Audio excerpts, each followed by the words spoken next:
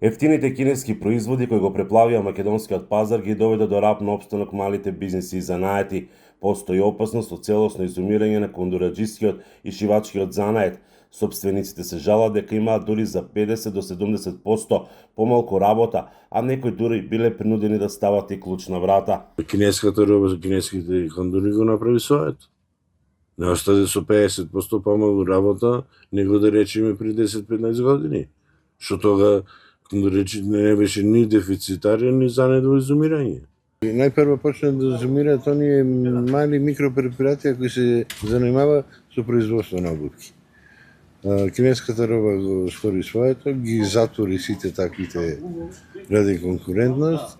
Такви материјали се брат, што некои работи не можеме да ги залепиме, не се знае од каков материјал е направено и спрема тоа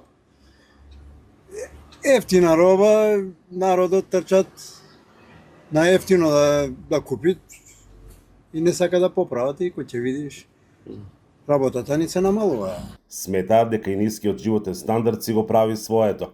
Има ситуација каде што поправката е поскапа, него самиот кондур. А ги има низ дуќани веќе? Ги има доста. Са кој што знае што јубо, ќе купи што јубо.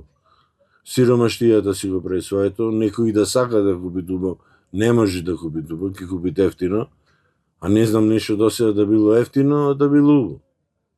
И тоа све си е поврзано едно со друго. Богоевски вели дека државата треба да најде механизми да ги заштити занетите и домашното производство преку мерки за намалување на придонесите и даноците, за да може да конкурираат на кинеските производи. А дека занаетчиството е во изумирање говори и податокот што во регистарот на занаети на ниво на Охрид се запишани 210 од некогашните 300. Се помала и бројот на млади луѓе кои сакаат да бидат занаетчии.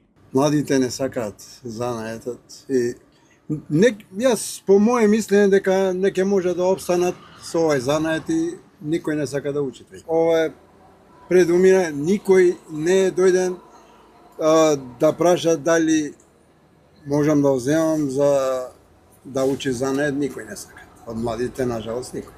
И после нас не ќе имат. Ке куфат и ке фрлат. Заварувачи, бравари, ти работи веќе скоро воопшто да ги немат, а огромна поврачката на пазарот. Ни изумираат занаети пред нас, а не се презема ништо. Мој предлог во самата стратегија е тие занаети да ги финансира државата. И на ниво на република се работат негде можеби ни 1000 такви занечи на кои им е потребна помош. Најбрани се берберите, фризерите и козметичарите. Во овој момент имате еден мал проблем со државата, од која воведува задолжително средно образование, од тога се намали значително изучувањето на занетите. Сепак Алем има наследник во неговиот син, кој по завршувањето на средното образование се посветува на занаетот. Се решив да продолжам со занаетов затоа што си го сакам од мали нозе. Заедно работам со мојот татко, па се надевам дека во иднина ќе продолжам оваа традиција. Веќе работам заедно со мојот татко 3 години и самостојно веќе пострижувам околу 2,5 години. Во минатото, Охридската чаршија важела за занетчиска улица со бројни занаети, како самарџии, ковачи и калајџии. Денес сликата е сосема променета. Од Охрид, за Гласот на Америка, Мики Трајковски.